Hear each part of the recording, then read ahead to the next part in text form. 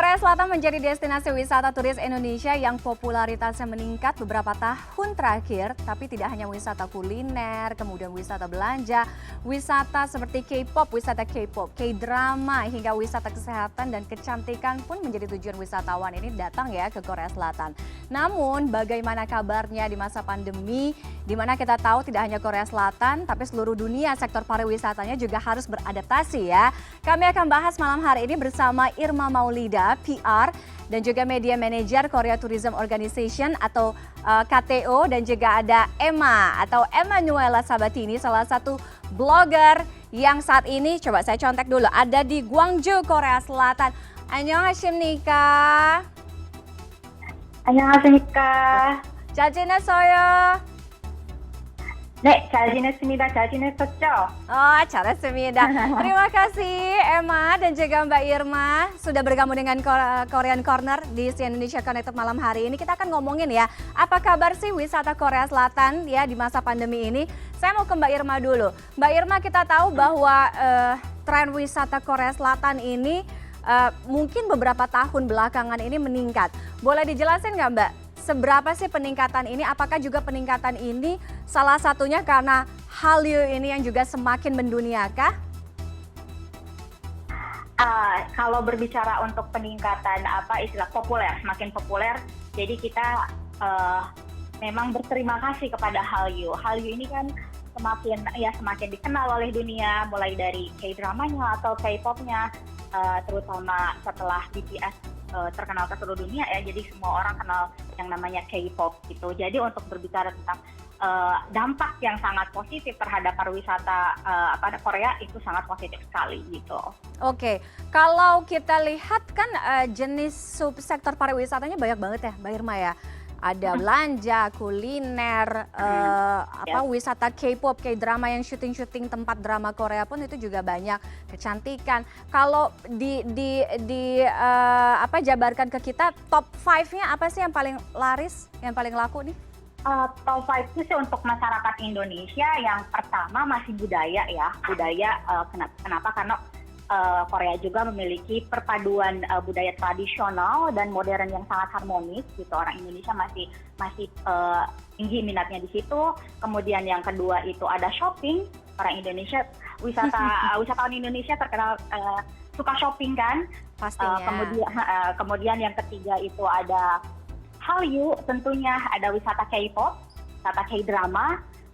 Kemudian ada K-food, wisata makanan. Dan tentunya yang terakhir itu ada MICE. Kalau ke Indonesia itu lebih ke insentifnya, lebih kepada company-company yang mengirim insentif untuk karyawannya ke Korea begitu. Oke, saya akan ke Emma. Emma udah berapa lama jadi blogger di sana?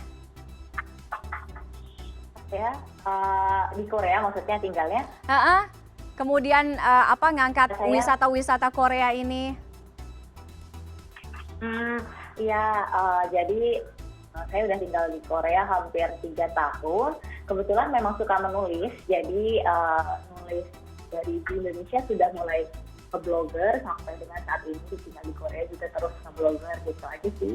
Oke, kenapa kamu tertarik untuk menulis blog gitu ya, menulis tentang wisata kemudian budaya, apa menariknya?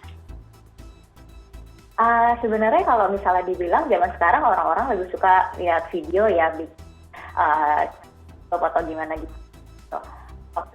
Tapi kalau dari saya sendiri sebenarnya saya suka banget sama foto dan juga saya suka nulis. Kenapa enggak pakai platform blog untuk sharing tentang wisata alam, entah itu makanan, entah itu kegiatan-kegiatan yang saya lakukan di sini sebagai foreigner di Korea.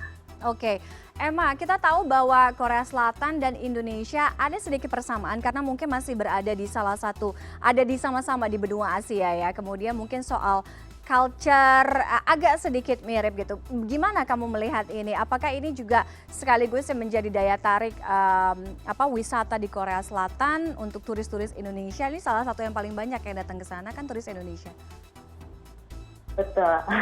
Kalau misalnya dilihat dari persamaan, kita bisa lihat dari persamaan wisata kan. Jadi Kalau di Indonesia kita punya banyak peninggalan sejarah kayak candi, seperti itu. Nah, kalau di Korea mereka juga punya peninggalan sejarah dari zaman-zaman kerajaan dulu, kayak misalnya palace. Ya, orang Indonesia suka banget paling suka banget datang kalau ke Korea tuh ke Gyeongbokgung, Palace Gyeongbok kayak gitu. Jadi itu yang saya lihat persamaannya sama-sama punya peninggalan sejarah yang sampai saat ini dijadikan promosi untuk negara. Oke. Saya akan balik ke Mbak Irma. Mbak Irma, kita tahu semua sektor pariwisata seluruh negara saat ini tuh lagi struggle ya. Bagaimana melawan di masa pandemi ini. Korea Selatan sendiri apa kabar wisatanya di masa pandemi ini? Belum buka kan setahu saya untuk turis? Sedih sekali masih belum buka. Saya juga sedih jadi nggak bisa ke sana soalnya. Masih menunggu. Kalau untuk di Koreanya sendiri sekarang memang sama seperti di Indonesia juga terpukul wisatanya. Tetapi saat ini untuk mencegah terpuruknya sektor wisata, Korea itu aktif untuk mempromosikan tujuan wisata bebas kontak namanya. Apa? Boleh? Saya nggak dengar. Contact free tourist site. Jadi tujuannya untuk meningkatkan wisata domestik dulu di sini di tengah pandemi ini. Nah, objek-objek wisata ini tujuan wisata ini itu outdoor. Jadi seperti hutan, pantai, gitu, kebun raya. Jadi sama sih sama di Indonesia, lebih di domestiknya dulu gitu. Oke, jadi sekarang fokusnya ada di pasar domestik atau pasar lokalnya dulu ya, Mbak Irma ya. Ada bocorankah kira-kira, sekarang kan semua negara tengah dalam masa atau proses vaksinasi kan, ada bocorankah ini banyak sekali kalau di timeline di lini masa suara-suaranya katanya akhir tahun, katanya awal 2022 gitu, ada yang pertengahan tahun gitu. Kira-kira ada bocoran nggak kapan akan dibuka? Akan buka bordernya. Kalau kita sih di kantor sering ngobrol gitu kan, sering bercanda, hanya Tuhan yang tahu ini. Karena belum ada bocoran sama sekali. Kita hanya bisa berdoa sih semoga cepat dibuka bordernya seperti itu. Mudah-mudahan sih memang soon kita bisa segera travel ke Korea, juga dari Korea bisa ke Indonesia juga. Intinya sih kalaupun dibuka semua harus dipastikan dalam keadaan aman ya. Artinya baik untuk di dalam negeri Korea Selatan itu sendiri maupun juga wisatawan atau turis yang datang ke sana ya. Oke, Mbak Irma, tadi sekilas di paket pengantar kita kan kita ngomongin juga bagaimana wisata virtual kan yang ada di sana. Ini juga sekaligus untuk mengobati rasa rindu turis-turis yang kepending gitu ya, hasratnya untuk jalan-jalan ke Korea Selatan. Ini menarik, juga bisa diaplikasikan tentunya untuk kita di Indonesia. Boleh dijelaskan Mbak Irma? Untuk wisata virtual sih sekarang kita yang KTO Jakarta adakan itu ada 2 tema sih ya. Yang pertama tema umum itu menyangkut destinasi-destinasi atau atraksi wisata yang populer biasa seperti di Seoul atau di Busan atau di kota-kota lainnya gitu. Kemudian yang kedua ada tema khusus. Nah, tema khusus ini lebih khusus, misalkan K-food, khusus untuk jalan-jalan untuk mencoba makanan-makanan Korea atau atraksi-atraksi wisata yang anti mainstream yang masih belum dikenal gitu oleh orang Indonesia gitu. Nah, ini wisata ini bisa diakses melalui apa? Yang pertama kita bentuknya ada pre-recorded virtual tour. Jadi itu dapat diakses melalui media sosial KTO Jakarta, semua platform media sosial kita.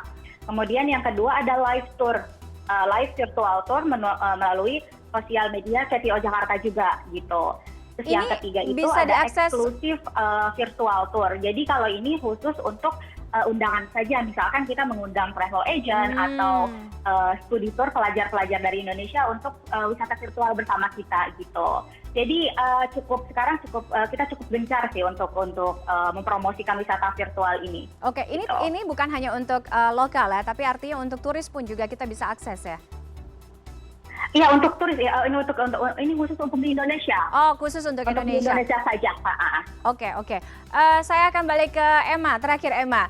Kalau saran dari seorang Emma ya yang ada di sana, boleh disebutkan apa sih destinasi wisata yang apa ya yang harus dikunjungi pertama? Misalnya kalau untuk first timer, coba deh 5. Oke, kalau sebenarnya untuk destinasi wisata sangat banyak banget di sini. Udah yang di Indonesia udah pada sering dengar gitu ya. Kalau misalnya baru first timer harus pergi ke Gyeongbokgung, ke Gonghamun yang masih satu jalur tempat peninggalan sejarah. Terus habis itu pergi ke Myeongdong untuk shopping. Lalu pergi ke Cheonggyecheon. Cheonggyecheon itu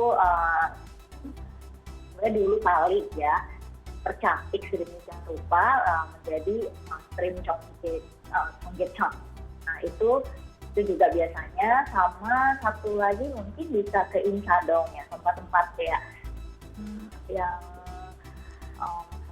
etnik seperti itu kalau buat first timer ya. Kalau first timer biasanya memang lebih fokus di daerah kota Seoul yang sebagai ibu kota.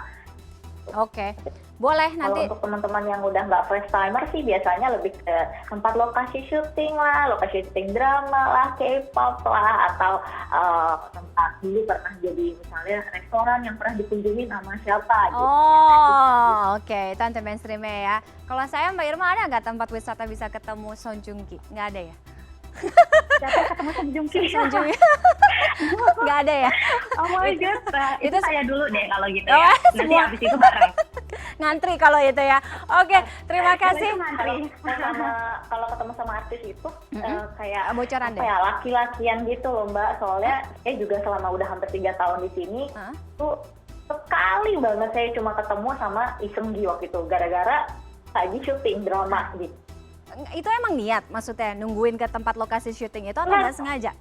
Kebetulan saya lagi jalan gitu, terus dia tiba-tiba kok rame orang-orang gitu, ternyata lagi ada syuting gitu, terus orang-orang Iseng-gi, wah tuh heboh langsung tempatnya kayak gitu sih. Mudah-mudahan nanti ya pengalaman saya bersama Korea bisa ketemu yang kebetulan kayak gitu, ketemu Song Joong Ki atau Hyun Bin lah minimal ya. Oh ya. Mudah-mudahan nanti mungkin kita bisa bareng-bareng nongkrong di Gangnam, mungkin kita coba kafe-kafe di sana, siapa tahu ada Joong Ki ke sana, atau misalkan siapa K-idol di sana yang lagi nongkrong juga gitu. Oke, Kaca. Ayo mari kita pergi ke sana. Ditunggu ya. Kaca. Terima kasih Kamsahamnida. Terima kasih Mbak Irma dan juga Emma sudah bergabung di Korean Corner minggu ini. Salam sehat ya. Dadah. Kamsahamnida, dadah. Kamsahamnida. Nih.